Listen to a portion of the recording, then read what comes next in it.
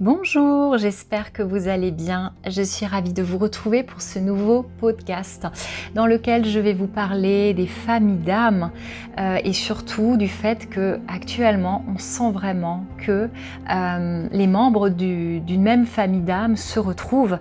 Peut-être que c'est ce que vous vivez actuellement. En tout cas, moi, c'est vraiment ce que je ressens depuis quelques années, notamment depuis l'année du Covid, par exemple. Donc je vais un petit peu creuser le sujet. En tout cas, j'espère vraiment que vous allez partager également en commentaire ce que vous vivez actuellement, parce que je trouve que c'est toujours très intéressant quand on peut échanger, partager ce qu'on vit. Ça nous permet aussi de nous conforter dans ce que l'on vit et surtout de se dire que bah non, je ne suis pas seule à vivre ça. Alors pour les personnes qui ne me connaissent pas encore, eh bien je suis Sophie Orvelker et j'ai créé cette chaîne YouTube pour vous apporter des ressources gratuites dans le domaine de l'énergie.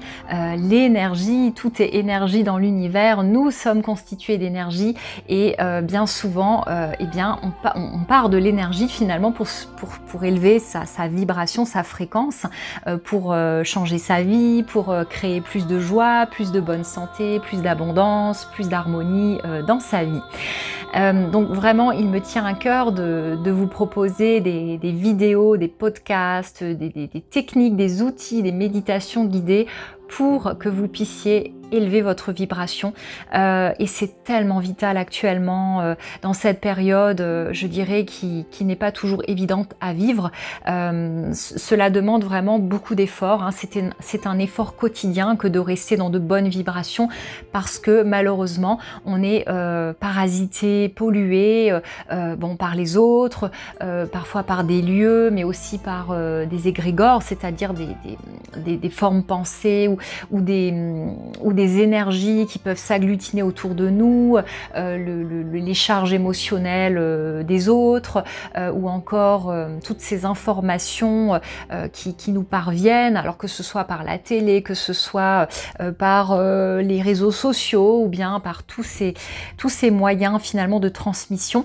Et donc on a très vite fait d'être pollué, d'être plombé. Donc il est de plus en plus vital de veiller à sa vibration, de prendre soin de sa vibration, au même titre qu'on se lave tous les jours.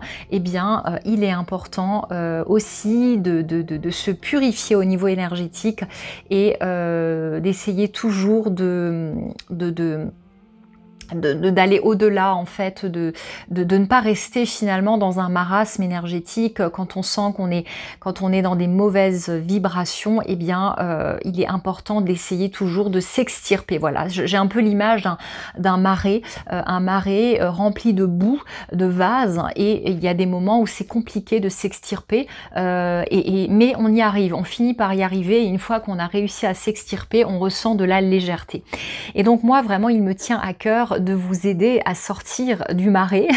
Ce n'est pas toujours facile, parce que quand on est embourbé, eh bien ça peut paraître un petit peu périlleux, mais je vous assure qu'on peut y arriver. Et il faut un petit peu de persévérance, il faut y croire, et à un moment donné, on voit les résultats. Donc si vous n'êtes pas encore abonné à ma chaîne, eh bien je serais ravie de vous compter parmi mes abonnés. Mettez-moi des petits pouces aussi, ça permet à ma chaîne d'être mieux référencée, et vous connaissez un petit peu le système des algorithmes. Plus j'ai d'abonnés, plus j'ai de petits pouces, et plus mes vidéos seront visibles et pourront aider un maximum de personnes. Je vous rappelle que plus nous serons nombreux à élever notre vibration sur cette planète, et plus la vibration générale pourra s'élever pour le bien de tous. Alors, les familles d'âmes. Je ne reviens pas trop sur la notion d'âme, parce que ce n'est pas vraiment le sujet de ce podcast, mais avez-vous remarqué que depuis quelque temps, enfin en tout cas moi c'est ce qui m'arrive, depuis quelques années, je constate vraiment que j'ai sur mon chemin des personnes que je vais rencontrer. Alors souvent ça peut être lors d'une formation que je suis, parce que moi j'ai toujours une soif d'apprendre et je continue toujours à me former en soins énergétiques, en différentes techniques de libération énergétique, la méthode des 2 points, l'Access Bars, le Lao Chi 13e octave, etc. Donc donc souvent quand je me forme, dans le groupe, il y a une personne tout particulièrement où il se passe vraiment quelque chose, un petit peu comme si on se retrouvait, c'est comme un coup de cœur amical. Et donc ça m'est arrivé en 2022, ça m'est arrivé donc début 2022, fin 2022. Donc ce sont des personnes qui arrivent dans ma vie que je ne connaissais pas avant, mais on a vraiment ce sentiment réciproque de se connaître, de se retrouver. Et c'est la réciprocité qui est vraiment qui m'interpelle beaucoup. C'est que ce n'est pas que de mon côté. Souvent, c'est vraiment partagé. On a cette impression de se retrouver. Et c'est comme un coup de cœur amical et le feeling est bon, on a l'impression qu'on peut tout partager, qu'on peut tout se dire. Et pourtant, ce sont des personnes qui ne sont pas forcément dans ma région et parfois pas dans mon pays. Par exemple, j'ai fait une belle rencontre lors d'une formation avec une femme qui vit en Suisse, par exemple, ou bien une autre personne qui par contre elle vit en Alsace. Mais en même temps, ce qui se passe aussi, c'est que j'ai vraiment cette impression que des personnes que je côtoyais dans mon enfance ou durant mon adolescence, parce qu'elles vivaient dans mon village ou parce que nous étions sur les mêmes bancs à l'école, eh bien ces personnes-là, je ne les ai plus vues pendant des années, voire des décennies, et puis là, elles se représentent à moi dans ma vie de façon très surprenante, et on s'aperçoit que finalement on a cheminé dans la même direction, qu'on fait un métier similaire, qu'on a les mêmes valeurs, qu'on a les mêmes convictions. On se retrouve à mener des projets en commun ou à avoir l'envie de mener des projets en commun, toujours bien sûr dans le domaine du développement personnel, de la spiritualité, de l'éveil des consciences. Et il y a aussi des personnes avec qui j'ai ce ressenti qui se trouvent à l'autre bout du monde, par exemple. Donc ce ne sont pas forcément des personnes qui font partie de mon quotidien, ce ne sont pas des personnes que je vais voir tous les week-ends, mais ce sont vraiment des personnes qui gravitent, je dirais, autour de moi, mais avec une certaine distance géographique, mais par contre, aucune distance au niveau du cœur, hein. C'est-à-dire que même si on ne vit pas dans le même pays, dans la même région, eh bien on est vraiment connecté. Et parfois on ne va pas s'entendre pendant des mois, mais quand on s'appelle ou quand on échange, eh bien on est tout de suite connecté. C'est fluide, on n'attend rien l'une de l'autre, l'un de l'autre.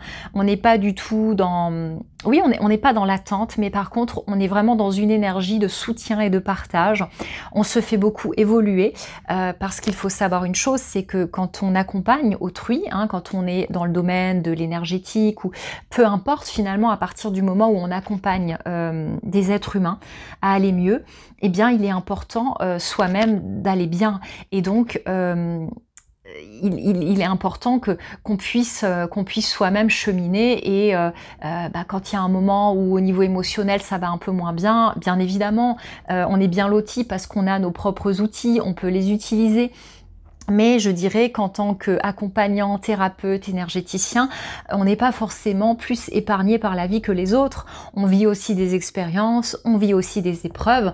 Peut-être que la seule différence avec des personnes qui ne sont pas dans ce domaine, c'est que on a la conscience qu'on peut sortir d'une situation, qu'on peut la transmuter, qu'on peut la transformer, peut-être qu'on se victimise un petit peu moins, peut-être qu'on se responsabilise plus, mais toujours est-il qu'on peut aussi passer par des périodes un petit peu difficiles. Et dans ces moments-là, il peut être très agréable de pouvoir faire appel à quelqu'un d'autre qui a les outils, qui a le recul, qui a le détachement. Et dans ces moments-là, eh bien, c'est merveilleux que de pouvoir contacter cette personne avec qui on a eu un coup de cœur amical, cette personne en réalité qui semble être de la même famille d'âme que nous. Alors pourquoi je vous parle de famille d'âme? Eh bien parce que je crois qu'il y a une réalité sur cette planète depuis quelques années, avec toutes ces évolutions qu'on a actuellement. L'humanité est fortement secouée, on le sent par tous les événements qu'on a vécus. Ça nous a beaucoup perturbés, ça a fait remonter à la surface beaucoup de mémoires, beaucoup d'émotions, tout ce qui n'était pas finalement réglé s'est remonté à la surface.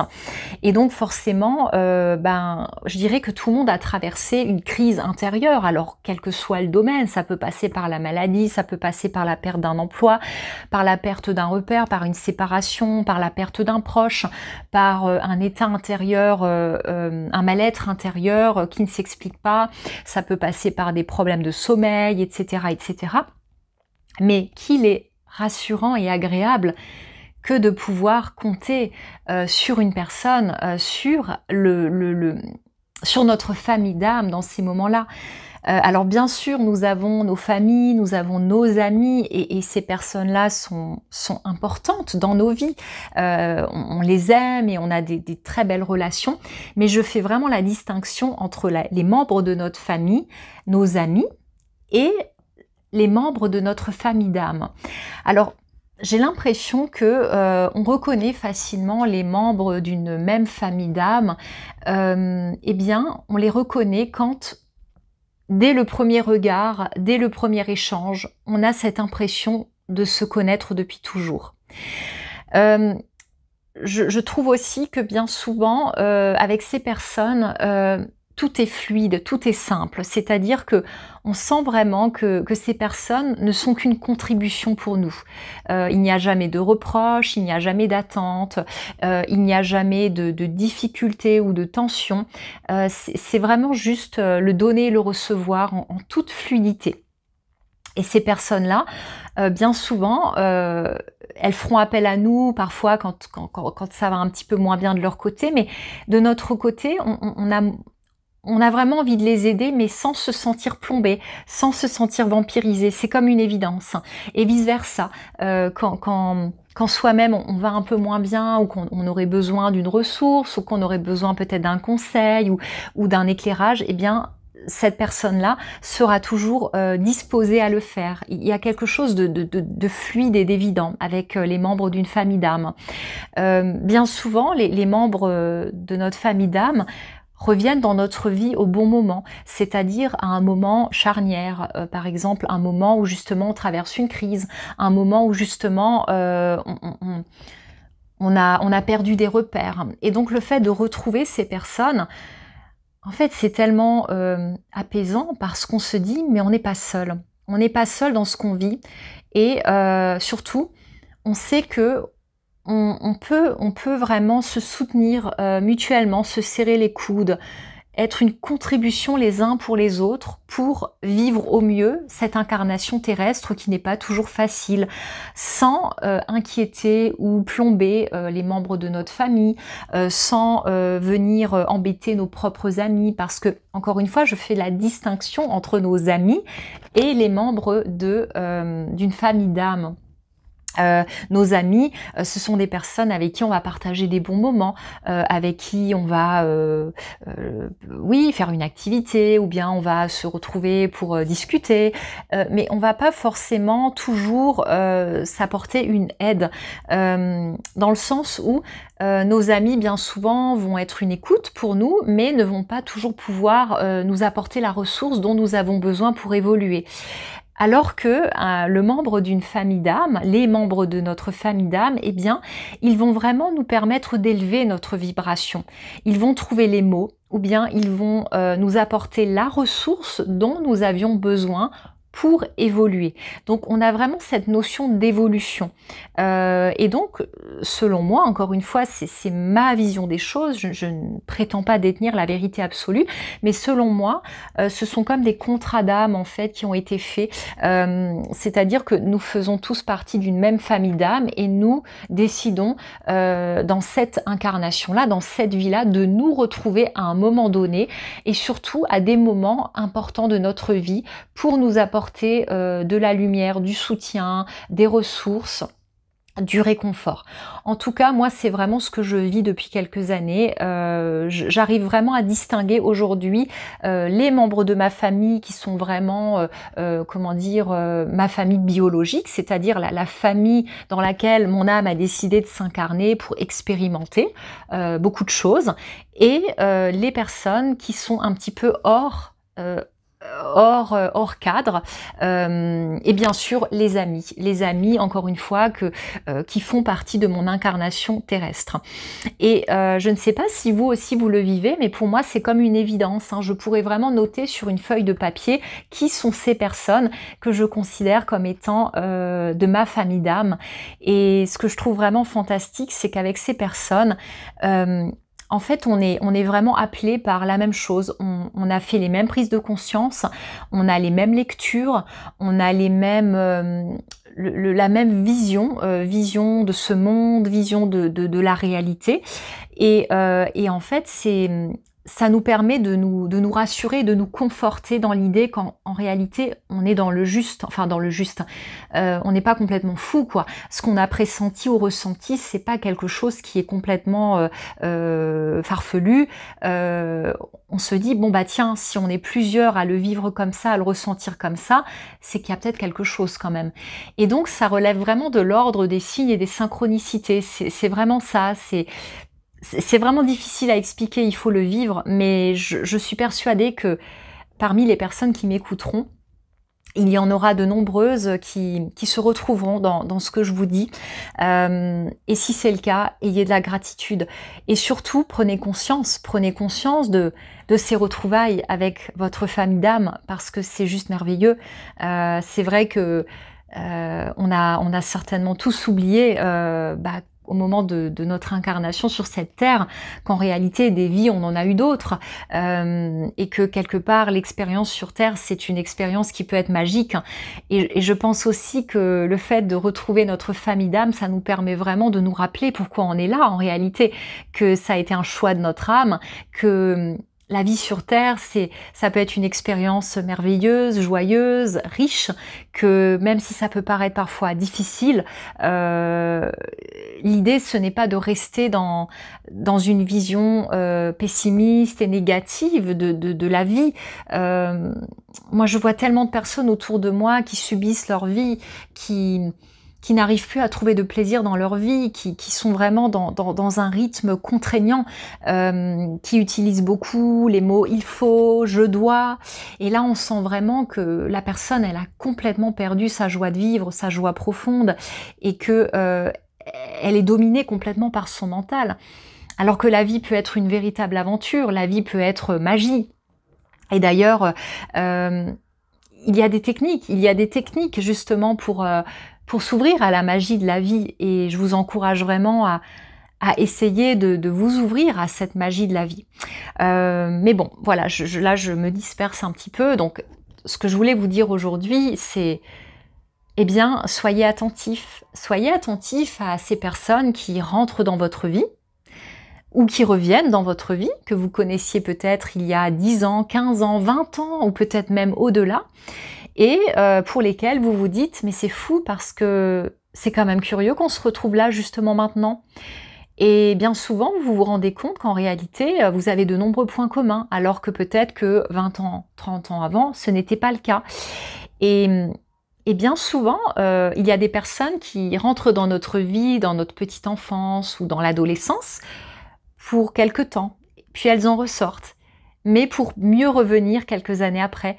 Et souvent, ça, c'est pour nous montrer que quelque part, il y avait déjà une connexion, mais c'était pas encore le moment. C'était pas encore le moment de se retrouver pleinement en tant que famille d'âme. En tout cas, les familles d'âme ont souvent des visions communes, des croyances communes, des projets communs, et le fait que les membres d'une même famille d'âme puissent se retrouver, eh bien ça crée un bel égrégore, ça crée comme un espèce d'amas énergétique très lumineux, parce que c'est vraiment le plaisir de se retrouver et de rayonner, en fait, de vibrer à nouveau l'amour, la confiance, la légèreté. Et c'est important parce que vous le savez très bien que les émotions, c'est de l'énergie.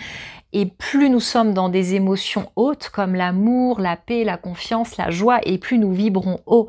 Donc dites-vous vraiment que c'est un cadeau. Si vous avez la chance de retrouver peu à peu des membres de votre famille d'âme, eh bien c'est un cadeau que vous vous faites à vous-même, mais il faut savoir le reconnaître. Et surtout, dites-vous aussi une chose, c'est que votre cœur sait. Si vous vous posez la question, tiens, est-ce que cette personne fait partie de ma famille d'âme? Bah, le simple fait que vous vous posiez la question, c'est que la réponse est certainement oui. Donc, je me dis que mon podcast va certainement vous faire un petit peu réfléchir et vous allez peut-être faire le point, le bilan dans votre vie sur ces rencontres que vous avez faites récemment ou ces personnes qui sont dans votre vie. Alors, ça peut aussi être des membres de votre famille ou ça peut être votre meilleur ami, bien évidemment. Vous pouvez très bien avoir votre enfant, par exemple, qui est le membre de votre famille d'âme, ou bien ça peut être un parent, ça peut être un frère, ça peut être une sœur, ça peut être un oncle, une tante, ça peut être un neveu, une nièce, peu importe. Moi, je sais par exemple que dans ma famille, je sais qu'il y a des personnes qui sont de ma famille d'âme. J'en ai la conviction. Donc peut-être que vous aussi dans votre famille biologique ou votre famille d'adoption, si vous avez été adopté, eh bien vous avez peut-être retrouvé des membres de votre famille d'âme. De toute façon, c'est comme une évidence, on le sait. Voilà, donc si jamais vous vivez vous aussi cette accélération, ça m'intéresserait vraiment de le savoir en témoignage, hein, si vous le voulez bien. Et de mon côté, je sens une accélération donc depuis quelques années, et c'est merveilleux parce que je me sens vraiment entourée. Je me dis tiens, c'est merveilleux parce qu'on a à la fois sa famille, on a ses amis, mais en plus de ça, maintenant on a cette famille d'âme. Et ce que je trouve vraiment très fort, c'est que à partir du moment où on a retrouvé des membres de sa famille d'âme, en fait, on ne peut plus se sentir seul. C'est plus possible parce que on a un soutien inconditionnel qui est tellement précieux. Et je peux vous dire que plus vous serez dans la gratitude d'avoir retrouvé votre famille d'âme, et plus vous allez expérimenter votre vie, mais de façon légère, magique, merveilleuse. Parce que vous le savez, la gratitude, c'est une émotion qui vibre très haut, et plus vous serez dans la gratitude, et plus vous allez vivre des surprises, des miracles, des cadeaux, des opportunités. Voilà, écoutez, j'espère vraiment que mon podcast vous apportera de la légèreté et de la joie, parce que c'était le but. Et je vous souhaite un excellent week-end et je vous dis à très bientôt.